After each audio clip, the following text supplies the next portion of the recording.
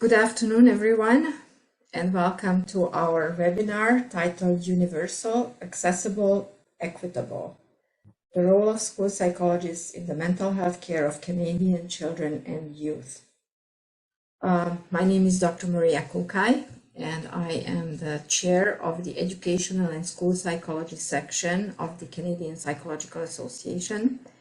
And as you probably know, this webinar is hosted and organized by this section. I would like to start the webinar with land acknowledgement, and please feel free to write in the chat your own respective land acknowledgements, so since we are in all different locations. I live and work in Toronto, so I acknowledge that I work on the land which for thousands of years has been the traditional land of the Huron-Wendat, the Seneca, and most recently the Mississaugas of the Credit River. Today, this place is still the home to many Indigenous people from across Turtle Island, and we are grateful to have the opportunity to work on this land. Thank you. This webinar is being recorded, and we hope that the recording will be posted on the CPA website very soon, so it will be accessible to anyone. We set aside time, 10 to 15 minutes before the end of the hour for questions. So please write your questions in the Q&A section, and we will be addressing them at the end of the presentations. The plan for today is I would like to give you some background and context information first, and then our panel members will be sharing their perspective on the issues. So now it is my pleasure to introduce our panel members, and let me do my screen sharing here.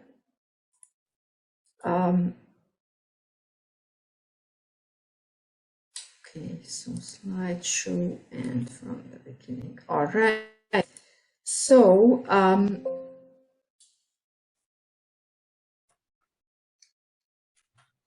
my screen says Zoom quit unexpectedly. Can you still see me and hear me? Yes. I hope so. Yes, you're still visible. Okay. So I am very happy to introduce our panel members. Angela McPhee, who is a school psychologist from Calgary, Alberta. Deborah Finnegan Downey, who is a retired superintendent from the Greater Toronto Area in Ontario. Dr. Sarah King, associate professor from Halifax, Nova Scotia. And Paige Walker, who is a graduate student in school psychology in London, Ontario. Okay, so let's start with our introduction here. What is important to know is that this presentation and discussion is based on a position paper on the role of school psychologists, which was published by CPA in 2022 in the late fall, and is now accessible through the CPA website. The link is indicated there. And this position paper was created by the section, and especially by a very enthusiastic and hardworking committee, advocacy committee, which is part of the section, and it was approved by the CPA Board of Directors. The reason for creating this document is, or was, and still valid reasons, the significant increase in the mental health needs in children and youth for the past number of years. And as we know, it has been further accelerated during the pandemic. And on the other hand, the inability of the current services, mental health services, to keep up with this high demand. Just as an illustration, the Ontario Psychological Association came out with some data just very recently from their referral service, which indicated that the demand for psychological services for children grew by 104% in the past 2 years, in 2001 and 2002. 2021 and 22, which is a huge increase. And with the system not being able to keep up with this demand, the result is a lot of children and youth are suffering. The Mental Health Commission of Canada also indicates that mental illness affects some 1.2 million children and youth. And by age 25, that number rises to 7.5 million, staggering numbers. We also know that mental illness is one of the leading causes of disability in this young age group. And when we add intersectionality to this picture, it further indicates that a lot of our children and youth do not have access to mental health services. So we can confidently say that current access to mental health care is not universal and not equitable, and that's a problem, and we need to change it, and we have to change it. We know that schools are very well positioned to offer universally accessible and equitable school-based mental health care. We also know that they provide important return on investment, these kinds of services. Just think about the number of adults whose mental health problems start in childhood. So I'm quoting the Royal Society of Canada policy briefing from 2021 here.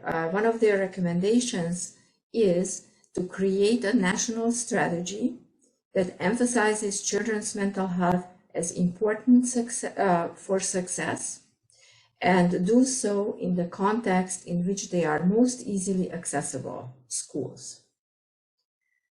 We also know that school psychologists already are working in schools, so the infrastructure, so to say, is already existing, and that they play an essential role in the mental health and well-being of students as members of their school-based mental health teams. School psychologists work collaboratively with other members of the mental health teams in their schools, and they provide very important contributions. In addition to assessing, diagnosing, and treating the underlying learning and mental health problems of children, they also provide prevention and early intervention. They support teachers and parents and families. They also contribute to decreasing teacher burnout, which has also been skyrocketing these past couple of years. So, support to students' psychological well-being before problems become serious is important, and this will therefore reduce the number of services needed and severe problems later on for students. So we have to think of prevention, not just intervention. Now, it sounds all very convincing. However, there are some challenges associated with school psychology services at the moment. And the position paper describes these in quite a detail. I'm just pointing out two here that are interrelated.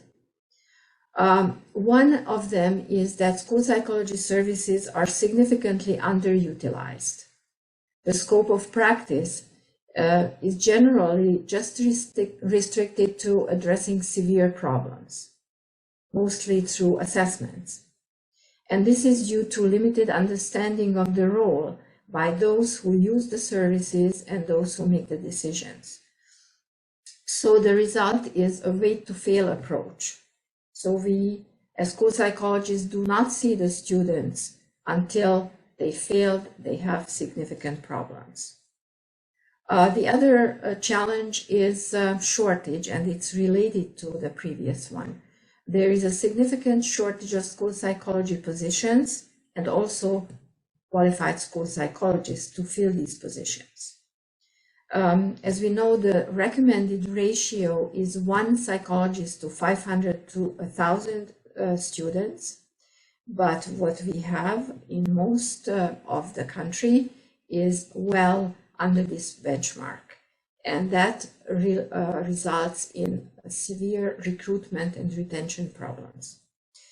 Just as an illustration again, a 2018 survey of Ontario chief psychologists indicated that the average across Ontario average ratio is 1 to 3,500, which if we translate it to remote and rural areas, we know that it's much, much worse than that. So what do we do? So the position paper provides some recommendations, and we are going to address some of them through our panel members. I use this table just as an illustration, which you can access at the CPA website in addition to the position paper, which provides a good summary of the recommendations. But it's more important to now ask our esteemed panel members to provide their perspective. So first will be Angela McPhee on school psychology, Deborah Finnegan Downey on behalf of school boards, Paige Walker on behalf of students in school psychology, Sarah King on behalf of training institutions, and finally I will talk a little bit on behalf of professional psychology organizations. So Angela, it's yours, the word is yours, and I stop sharing here. Thanks, Maria. Now I just have to get my screen up. And I'm not the most tech savvy, so let's hope it works okay.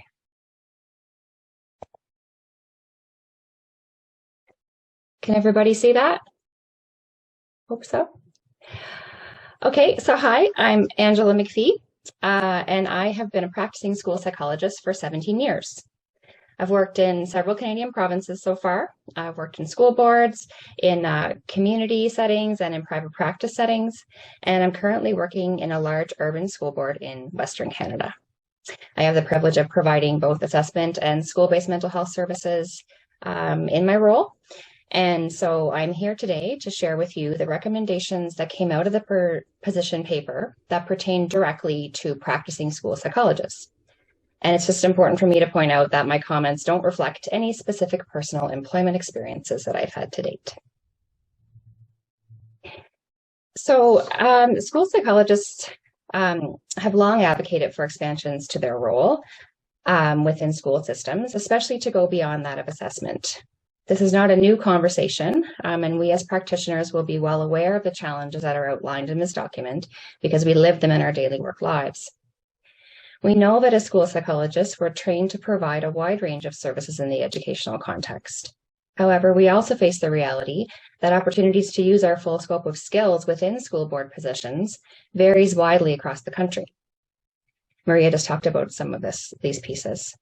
The awareness of the full scope of value that school psychologists can provide to school boards, including our ability to support preventative and responsive mental health care in schools, also varies widely across the country. So this position paper gives us some tools to elevate this issue within our own contexts and roles. So what are the tools that we have here in our school board positions? Well, Maria outlined that the position paper gives us lots of research and lots of specific data regarding the prevalence of mental health needs in children and youth. The current challenges that exist for many children and their families in accessing and following through with mental health services in the community setting are also discussed. The benefits to learning that good mental health can bring are outlined. So all of this contextual information will hopefully provide us with some useful information as we advocate in our own context for increased school-based mental health services and opportunities. The paper also helps establish a common understanding about the importance of being able to deliver mental health care to children and adolescents in the place where they're most often found, at school. Because children and adolescents spend a large majority of their time in school, psychological services are accessed there more easily and equitably, Problems can be detected earlier, and intervention can be started more quickly and sometimes also more flexibly. And finally, the recommendations in this paper invite each of us as school psychologists to examine our own personal views about our roles in responding to students' mental health needs, and where we may want to develop our own skill sets as we think about possibilities for increased engagement in this work. So to that end, I would like to now briefly share the main recommendations that came out of the position paper for practicing school psychologists. They're in no particular order, but the one I have here is that each of us in our own context work to increase the understanding about the role we can play in supporting the mental health needs of students. We bring a broad array of skills to universal, targeted, and intensive tiers in terms of mental health promotion and intervention in schools. This understanding needs to be increased amongst many groups, including policymakers, school staff, parents, students, the general public. And this paper provides us with a streamlined way to share this advocacy information with important decision makers in our communities and our own work sites. As well, opportunities to speak to media, parents, and the public about this topic may arise for each of us, and this document provides the information that we would need to speak confidently with the backing of research. A second key recommendation is that we work to increase the understanding of why it is important to provide mental health care in the school setting. As previously mentioned, we know that many of the barriers to care, such as transportation, capacity for follow-through, cost, scheduling, are reduced or removed by providing mental health services in the school environment. We also know that when children are supported in improving their mental health, their behavioral, social, and academic functioning also improves. In turn, this has a positive impact not only on individual students, but also for the school community in which they learn. In this way, student mental health is absolutely a school issue. A third recommendation relates to the diversity of the student populations that we serve. Continuous professional development is necessary for school psychologists to enhance our understanding of the cultural and historic contexts and the diverse communities from which our students come. As well, in thinking about providing more mental health care within schools as advocacy efforts bear fruit, we as individual practitioners may become aware of specific skills or domains of knowledge we may want to grow in, so we're ready to be responsive to the complexities that students and school communities present with respect to mental health. A fourth recommendation pertains to building mental health literacy in our own contexts. As Maria discussed earlier, school psychologists face heavy caseloads with high psychologist to student ratios, leaving very limited time to engage in other activities. However, we do sometimes receive requests or invitations to speak to school personnel or people in educational leadership on topics that will build mental health literacy. By prioritizing these opportunities, we have a chance to contribute to the broader understanding of child and adolescent mental health promotion, as well as signs that a student may be experiencing a mental health concern. In turn, these efforts may result in more students being placed on the pathway to mental health care, as educators gain an increased ability to observe possible signs of student mental health concerns and are then able to bring these to the attention of the school psychologist. On a broader scale, participating in organized mental health literacy initiatives and advocacy efforts can help reach those who make funding decisions that affect the mental health services that are made available to students in our schools. And finally, the last one here, school psychologists face the same issues as teachers and other professionals in educational and healthcare settings, in that we're all seeming to try to do more with less. As a result, there's no shortage of issues that compete for priority in our individual advocacy efforts. However, the pandemic has brought about even more of a need for students to have mental health supports in a time when the availability of mental health care was already under strain. Schools are an excellent space in which to reach students, especially those who may not otherwise receive care. As a group, we're in a unique position to elevate this issue in our own contexts. Thank you for listening. Thank you, Angela. And now I will ask Deborah to continue. Good afternoon. My name is Deborah Finnegan Downey. I have worked over 35 years in education, all of which has been Dufferin Peel Catholic District School Board. I was a teacher, classroom teacher, a special education resource teacher, a vice principal, principal. I was a superintendent of 2 family of schools that each of them had 4 high schools and 21 elementary schools each. And my final role at Dufferin Peel before I retired was the superintendent of special education and learning services. So good afternoon.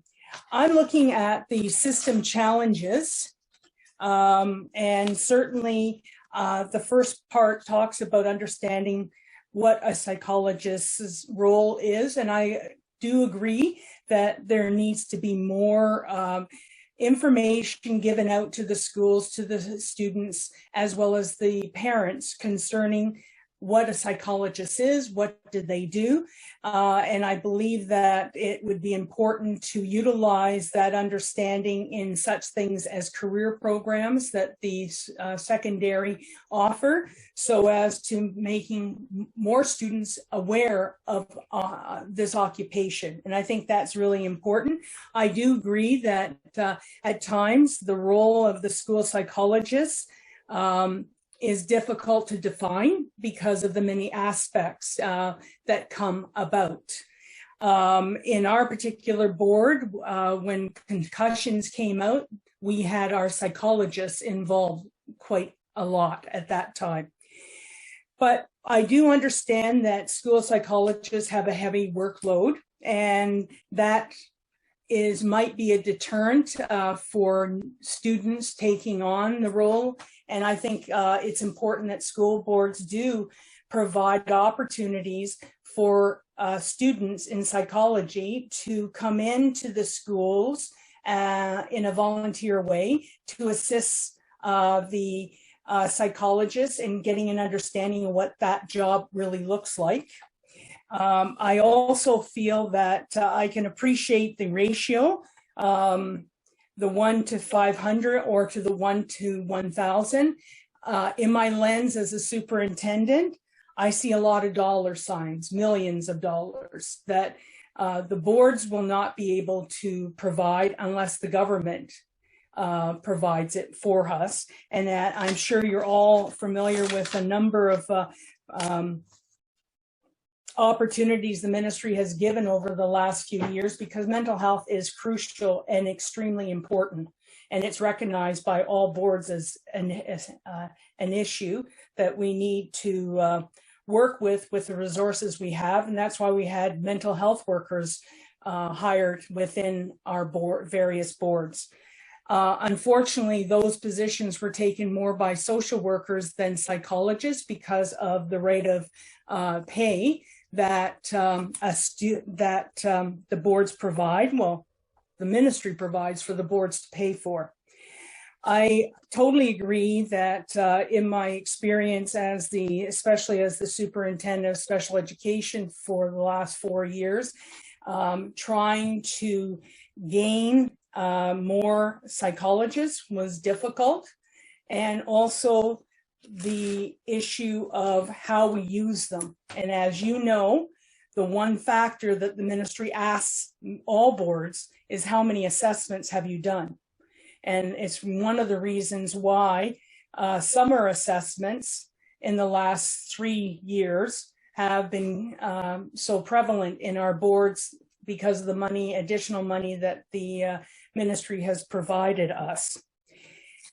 I do feel that one of the issues that would be a pressure point is determining the manageable caseload.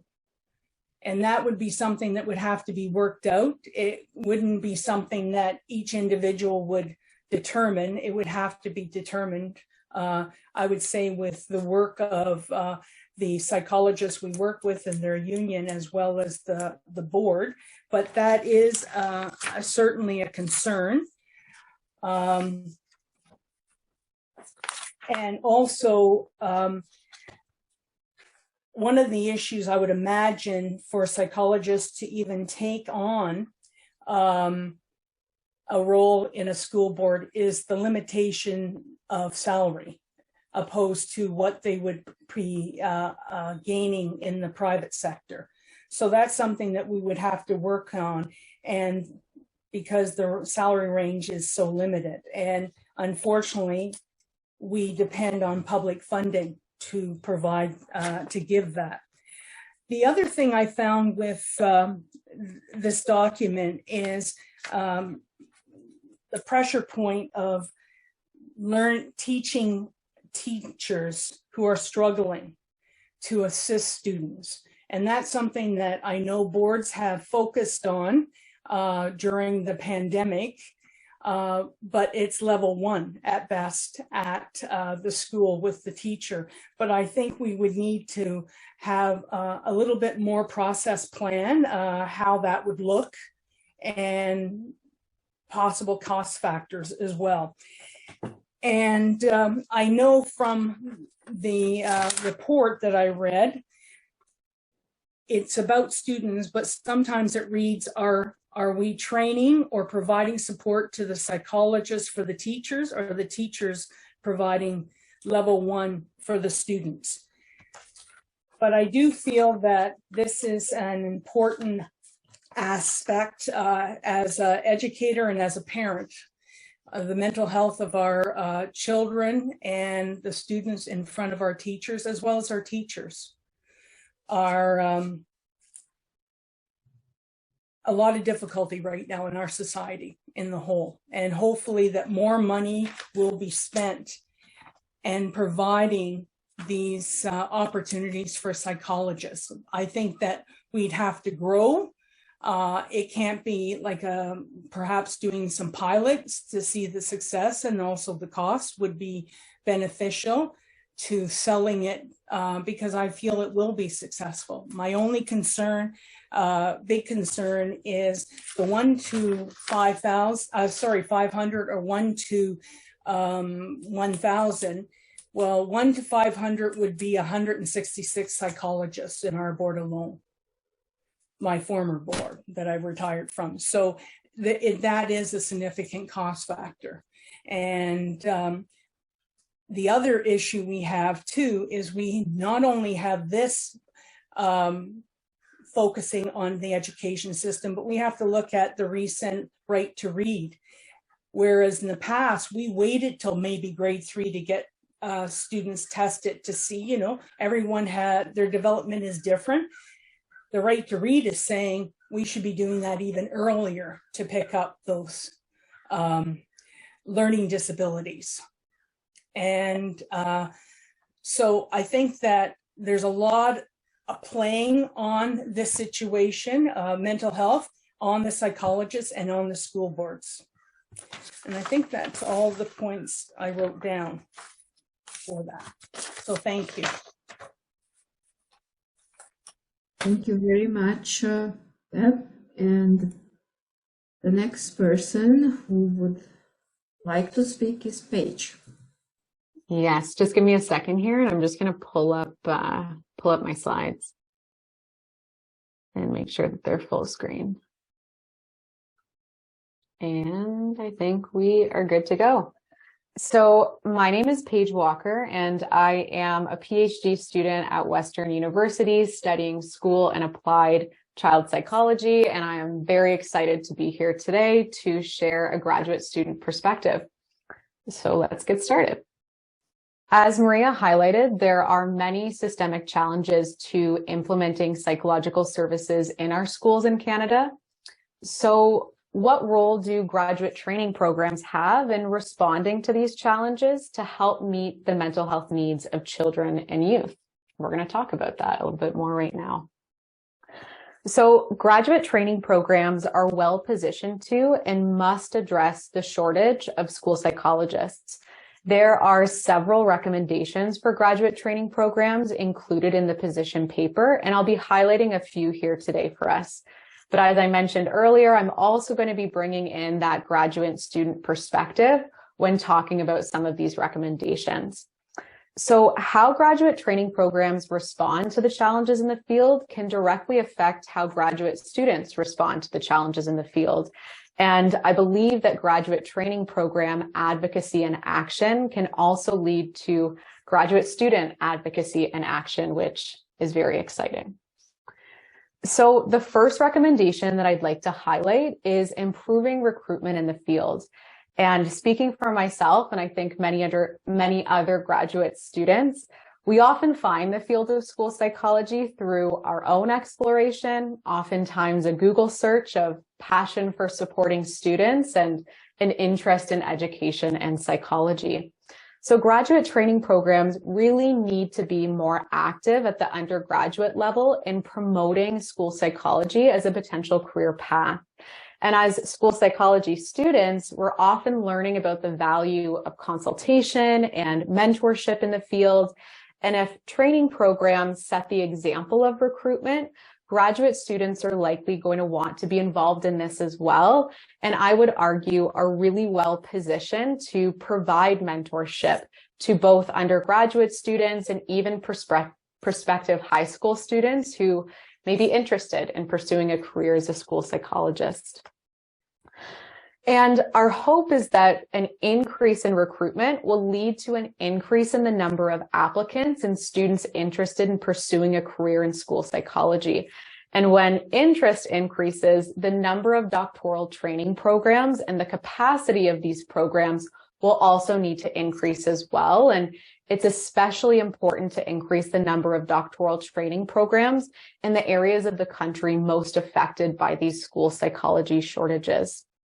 As school psychologists in training, it's important for us to be aware of the number of training programs available and the number of graduates they produce each year, as this directly affects the number of coworkers that we'll be working with in the future in different regions across Canada.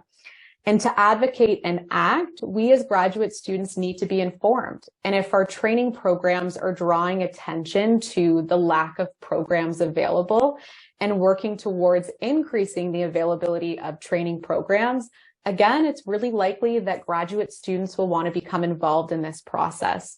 And as we know, a student perspective is really valuable when it comes to developing new programs and assessing the programs that we have.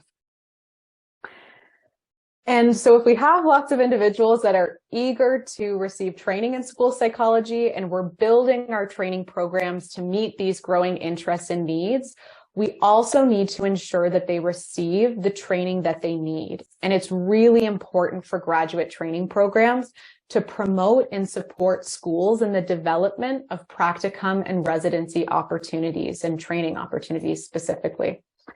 If schools are not training school psychologists, how can we retain school psychologists? We really need to train to retain. And graduate training programs are well positioned to develop relationships with school boards in their area and raise awareness of the importance of training graduate students.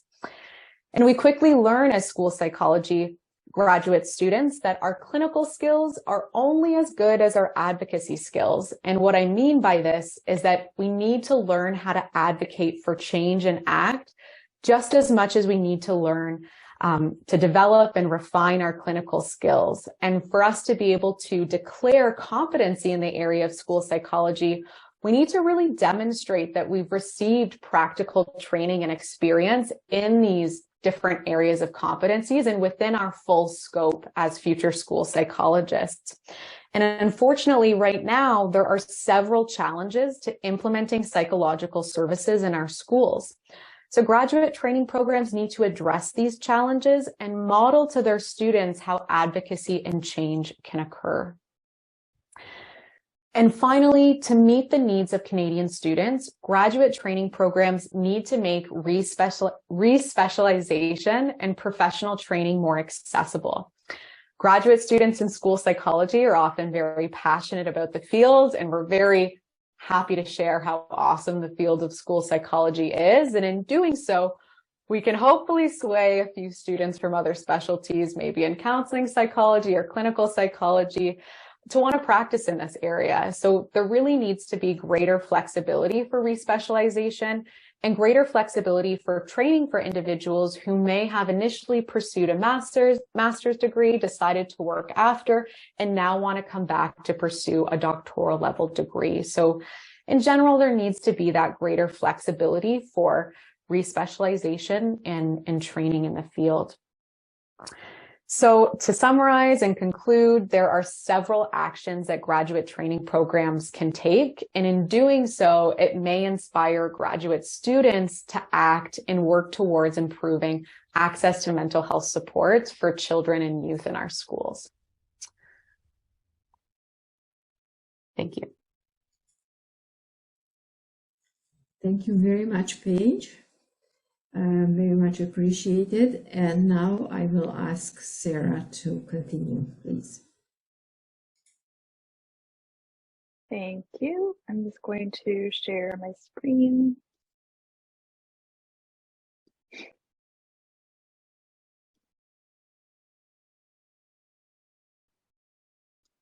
Okay. All right. So I am Sarah King. I co-coordinate the school psychology program at Mount St. Vincent University in Halifax.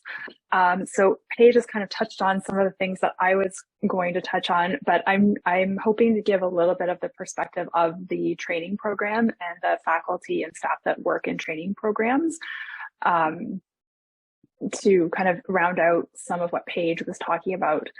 So just as a quick disclaimer, I'm going to discuss the recommendations and the challenges for school psychology training programs in the context of the position paper, but any of the examples I discuss are solely based on my own experience and don't represent the opinion of the committee.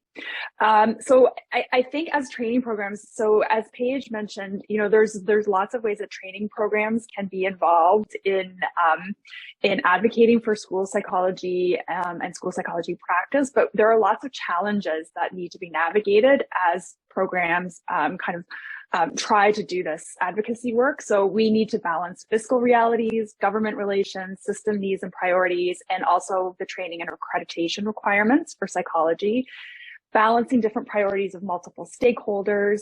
Again, as everybody else has mentioned, balancing that lack of understanding of the training that's required to become a psychologist, and the role and the scope of practice can make it challenging to strike a balance. But even with these challenges, as Paige alluded to, there's lots of ways that training programs can respond to the recommendations in the position paper. And I found the recommendations really exciting, and I think there's lots of potential for training programs to get involved in advocacy for the profession of school psychology. So we do play a really important role in addressing these challenges.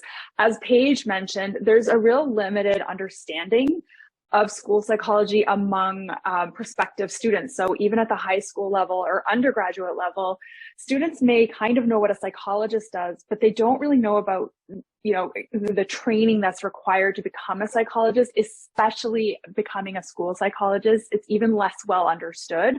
So again, it's really important to engage with potential applicants well before their final undergraduate years. So really trying to connect with high school students and early undergraduate students to introduce them to the field. So things like engaging, starting mentorship programs, engaging with first and second year undergraduates to promote the profession and to ensure that students understand the requirements for admission. So many high school students don't realize that they need to take a grade 11 or 12 math credit in order to take university level math.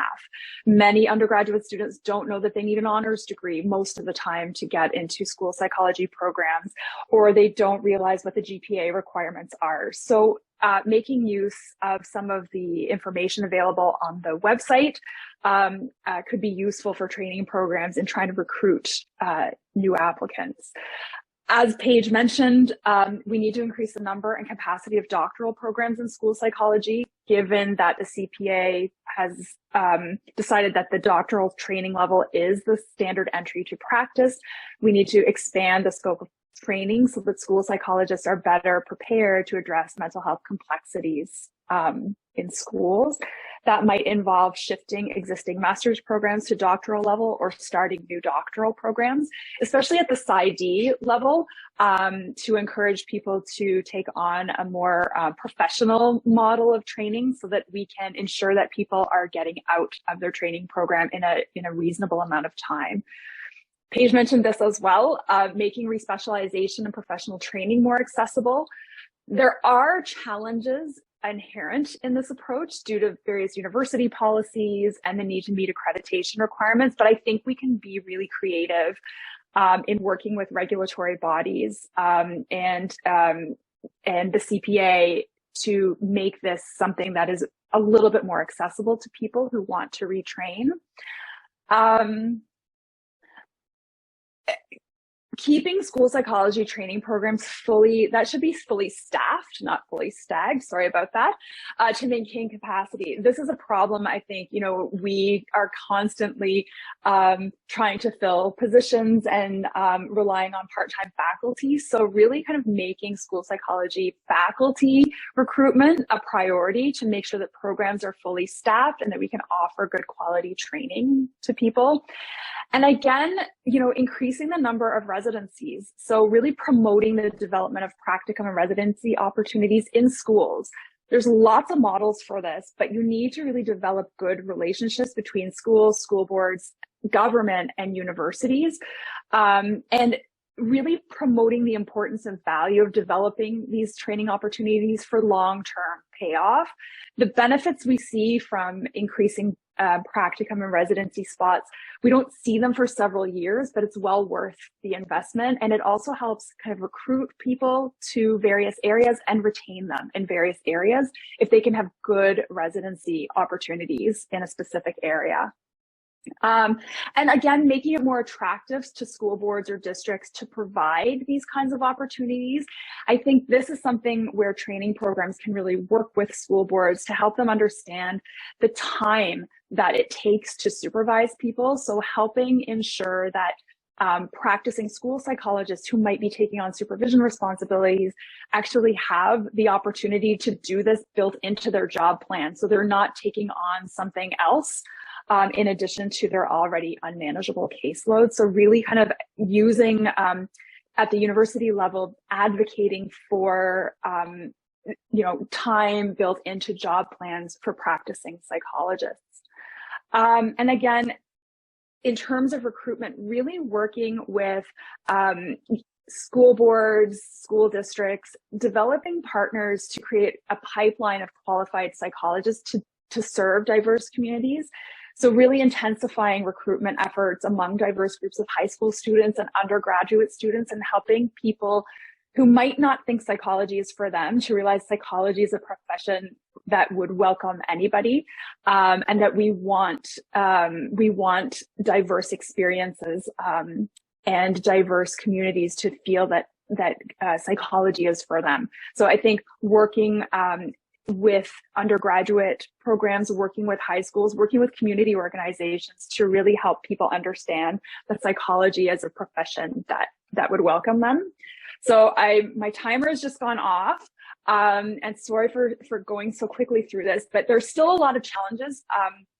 There are, we need to make sure that advocacy and outreach is an important part of the school psychology training model. Being visible and ensuring that people understand what school psychology can do for them, and establishing these partnerships between schools, communities, and universities could really help address some of the challenges that we currently face as school psychology practitioners and trainers. So I'll leave it there. Thank you very much for listening, and I will pass it over to Maria. Thank you very much, Sarah. That was very enlightening and important. And for the last piece, let me just share my screen and talk about the last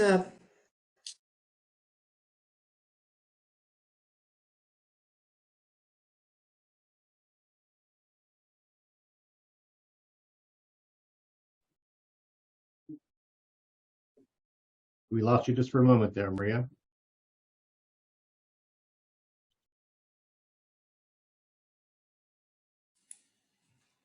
Can you hear me? Yes, you're back now. Okay. Not sure what happened, but okay, I'm going back to my screen here, screen share. So the The recommendations are for national, provincial, and territorial professional organizations in psychology. And as the chair of the section, I would like to just highlight a few here. These organizations really have a responsibility to increase awareness of school psychology's role in mental health care on the one hand, and also advocate for equitable access and funding. How do we do that? Well, in terms of increasing awareness, there are many ways these organizations, including the ESP section, can implement a variety of activities and target policymakers, school systems, school staffs, parents, students, and basically the general public.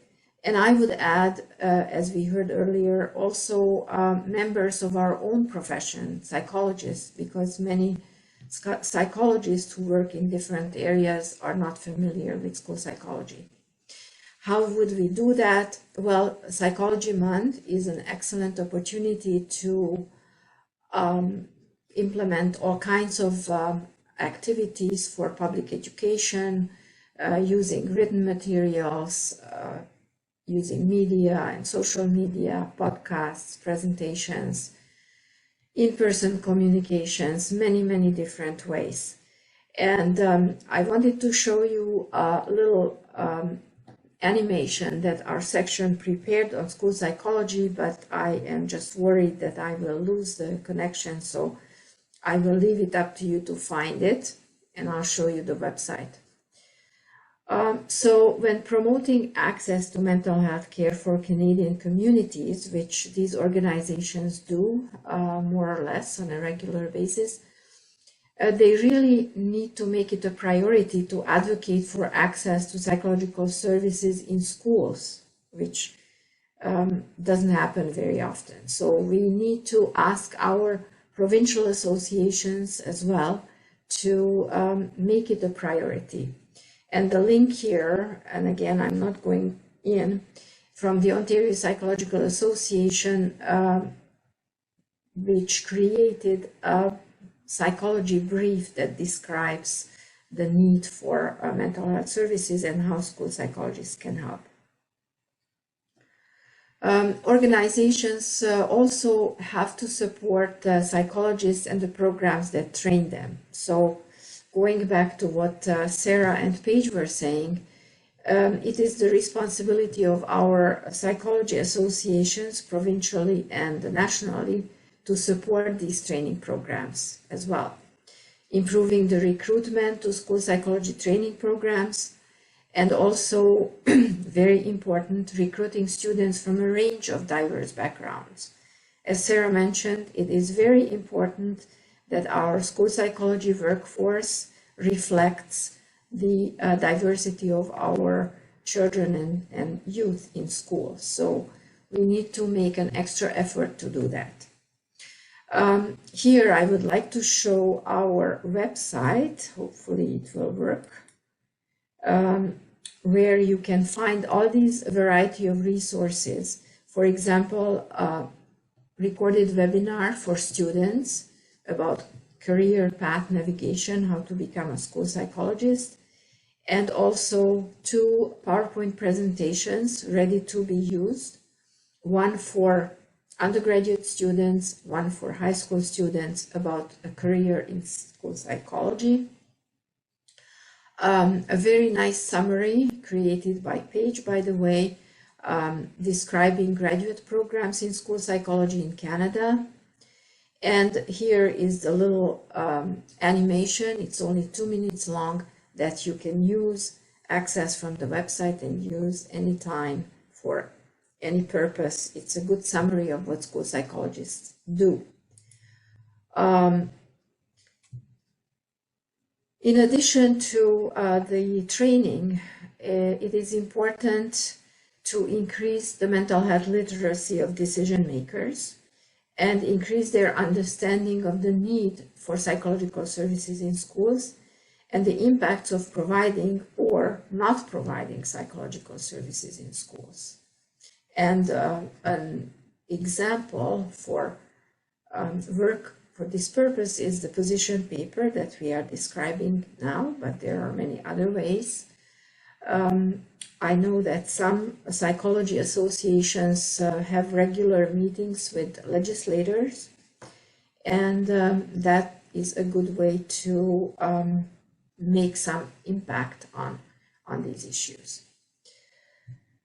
In terms of school psychologists and organizations, it is important that these organizations, associations, provide continuing education opportunities for practicing school psychologists and students so that they can learn, understand, and respect the cultural and historical context of the diverse communities children come from.